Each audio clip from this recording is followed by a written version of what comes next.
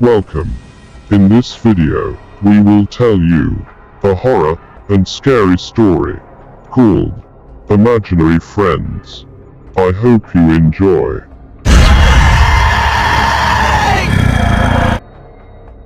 When I was 4 years old, my mom and I moved into a large colonial house that was built in the late 1800s. My mom always had a weird feeling about the house. There was a little bricked off section in the basement, and we never knew why it was there. My mother told me that soon after we moved into the house, I suddenly had an imaginary friend. One day, out of the blue, I told her that I had been playing with a little girl named Jenny. She thought that it was just a phase, and didn't pay much attention to it. I told her that Jenny wanted me to let the cat go down into the basement, so that she could play with it. My mother allowed me to let the cat go down there. It never came back. That creeped her out. Then, a few days later, I told her Jenny wanted me to go down into the basement to play with her. My mother refused and told me to go upstairs to bed. I did, and when I woke up the next morning, I had deep scratches on my back and legs. My mom decided to research the history of the house. She found an old picture of the house and the family who used to live there. She showed me the picture and asked if I recognized any of them. There were 7 little girls in the picture, and without hesitation, I pointed to one of them. The names of all the family members were written on the back. The girl I had pointed to was named Jenny. My mother got scared because during her research, she had discovered that the girl named Jenny had gone down into the basement one day and was never seen again. The family never found her, and they moved shortly after that. After I identified the girl in the picture, it was all way too much for my mom to handle. We moved out of the house and found somewhere else to live. When I turned 18, my mom told me all about what had happened in that house. It still scares me when I think about it. My niece had an imaginary friend, but she said she wasn't allowed to tell anyone his name. She said he told her everyone would get scared if they knew it. We kept asking her, but she would never tell anyone the name. Then one day, her mom and I were in the hallway and my niece didn't realize it. She was talking to her imaginary friend and called him by his name. To this day, whenever I think about it, I am still creeped out. The imaginary friend's name was Lucifer. I was staying in my aunt's house when I saw my 4-year-old cousin, April, sitting on the stairs. She was making funny faces. I asked her what she was doing, and she said, "I'm copying the lady with the braid." There was no one else there, so I asked, "Where is the lady, April?" She pointed up at a beam running parallel to the stairwell. I asked her, "And what is the lady doing?" April replied, "She is making funny faces." I was about to go upstairs when April said something that stopped me in my tracks. She said her braid is around her neck. I asked her what she meant. April pointed up and said, "The lady is hanging by her braid. She's making funny faces at me." Then, April started making a face. Her eyes were wide and bugged out, her mouth hung open, and her tongue stuck out. I realized it was the face of someone who was strangling to death. When I was growing up, there was a girl in my neighborhood who was very weird. All of the other kids were freaked out by her. One day, she told all of the kids that in the forest behind her house, there were dead bloody people. When they heard this, all of the kids freaked out and told their parents. Their fathers had to go out and search the forest just in case. All they found was candy wrappers and empty beer bottles. After that, all of the kids in the neighborhood refused to go near her, including me. A few years later, my parents divorced. On the day the moving came to take my mom's things out of the house, the girl came out of nowhere and told me that Matt didn't like that my parents were getting a divorce.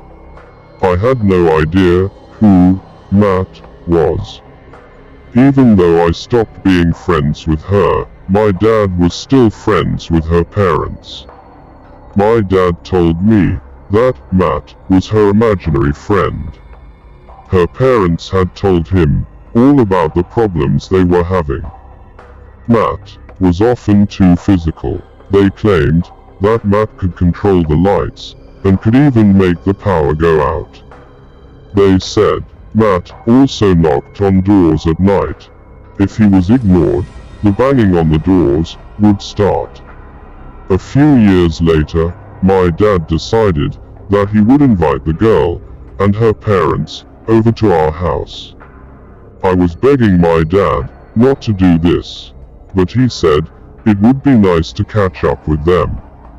When they came over that night, my dad told me to entertain the girl. I brought her up to my bedroom, and she seemed to be acting normal. She even told me how nice my room was. However, I was still creeped out by her.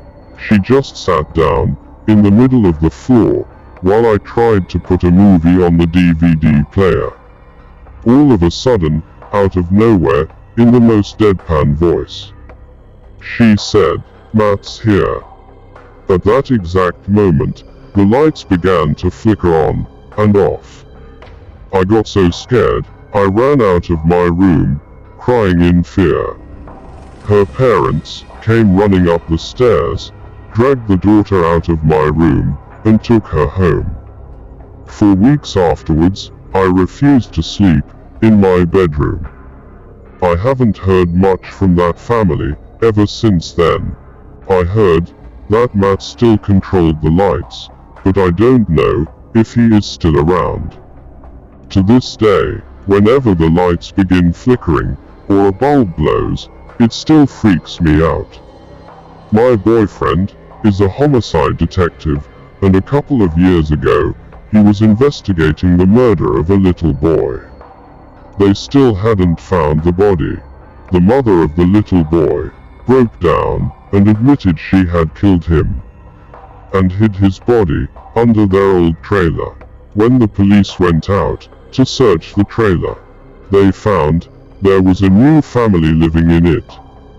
The family said their son had an imaginary friend who lived under the trailer and would come up to see him. The cops found the body of the dead boy just under his room. When my daughter was 3, she had an imaginary friend named Kelly who lived in her closet. She said Kelly played with her and sat in a little rocking chair while she slept. 2 years later, we were watching a horror movie and my daughter said, "That looks like Kelly." I asked her, "Kelly who?" She replied, "You know, Kelly. The dead girl that lived in my closet. When I was a kid, we often went camping on Lake Deering, in New Hampshire. One day, when I was 6 years old, I fell off of the dock and plunged into the water. I couldn't swim. While I was underwater, I distinctly remember seeing a little girl down there, who told me to look up towards the sun, and just keep kicking, and I'd be fine. I swam to the surface, just in time, for my grandfather to grab me, and pull me back, on the dock. I found out later, that a little girl, had drowned in that lake, near that very same spot. I asked my niece, to draw her imaginary friend. Serena. She's 4 years old, and when she sleeps over, she, and Serena, play in the living room. She says, Serena likes my house. I shudder to imagine, what would happen if she didn't. When I was just a baby, my older sister Julia, had an imaginary friend, named Jessica. She said, when Jessica got mad, her eyes turned green, and her voice grew deeper. She was Julia's friend, for a long time. But then, things started to get a little weird. After a while, my parents began to believe, that our house was haunted. One night, my mom was putting me to bed, and I began to cry, and point at the corner. My mom tried to comfort me, but I kept crying, and pointing at the same corner. All of a sudden, my sister walked into the room, pointed at the corner, and yelled, Jessica, stop it. I immediately stopped crying, and Julia said, sometimes, Jessica likes to put on scary masks, and scare people. My mom was a little freaked out, and said, tell Jessica, that if she can't play nice, she can't play here at all. Eventually, my sister Julia, outgrew her imaginary friend, and stopped mentioning her. A few years later, my little sister Abby, began to talk. She told my mom, she had a friend, that no one else could see. She said, her imaginary friend's eyes, turned green, when she was upset. My mother asked her, what her imaginary friend's name was. And she replied, Jessica. Back when I was in elementary school, my best friend's name was Ryan. We were around 6 or 7. One day, there was a new kid in our class. His name was Andrew, and he had just moved in from out of state. He was socially awkward, and used to sit alone, just talking quietly to himself. The strange thing was, he always appeared to be enraged during these conversations with himself. Ryan and I decided to befriend him, and he invited us over to his house for a sleepover. The whole day went by without incident, and it was all good fun. Andrew seemed different at home. He was more relaxed, more comfortable, more normal. That night, we went to sleep in his bedroom, which was in the basement. I remember lying there, on the floor. My buddy Ryan was asleep near me, and Andrew was across the room on a couch. It was dark, and I could only see his outline. All of a sudden, Andrew started making some eerie, high-pitched noises. It sounded like a steaming tea kettle. Then, he stood up, still letting out that high-pitched screeching noise, and I saw him walking towards me. I kicked Ryan to wake him up, and both of us were freaking out. Andrew kept walking until he was standing over us. Then, he just kneeled down and slowly let the screech die out. Ryan and I looked at each other, unsure about what to do. Suddenly, Andrew grabbed our arms and started squeezing, like he was trying to crush them. In a disturbing low voice, he growled, "Scotty wants you both to leave." I ripped my arm out of his grasp, and so did Ryan. Andrew got up again, and just stood there, staring at us, letting out a high-pitched evil laugh. We both got up, and I suggested going to Andrew's mom's room to wake her up. Before we took a step, Andrew just started screaming at the top of his lungs. His mom came sprinting down the stairs and turned all of the lights on. We saw that Andrew had scratches up and down his arms, and his face looked deathly pale. His mom laid him on the ground and held him down. She was trying to speak over his screams, and she was saying things like, "Andy, Andy, it's okay. Scotty isn't real, Andy." She turned to us and told us to go upstairs and put our coats on. She was going to take us home. For a couple of weeks after that, we didn't talk to Andrew at school. Eventually, we asked him about it, and he said, "It's okay now, you won't see Scotty anymore. No one will."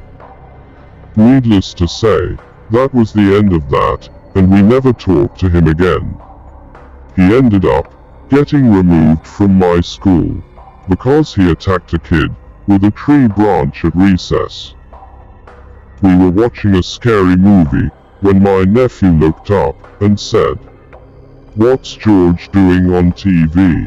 I asked him what he meant, and he said, "That boy on TV looks like George." I asked him who George was, and he replied, "He lives above my bed every night when the lights are off and talks to me, but I can't hear him." I asked him to draw me a picture. He drew a small boy with black holes for eyes and no teeth who was bleeding from his neck. He said, "That's George." My little brother had an imaginary friend named Tuna. He said she was the size of a thimble when he stopped mentioning her. We asked him what had happened to her. He said he ate her. My daughter had some imaginary friends for a couple years named Dodo, Ghana, and the Evil. They just sort of appeared out of nowhere. When she was almost 3 years old, it started with Dodo and Ghana. Then a few months later, she came up to me with a creepy, expressionless face. Told me, "The Evil is coming over today," and just walked away. It turned out that the Evil was actually a nice imaginary friend. She just had an unfortunate name. Thank you for watching. See you in a new horror story.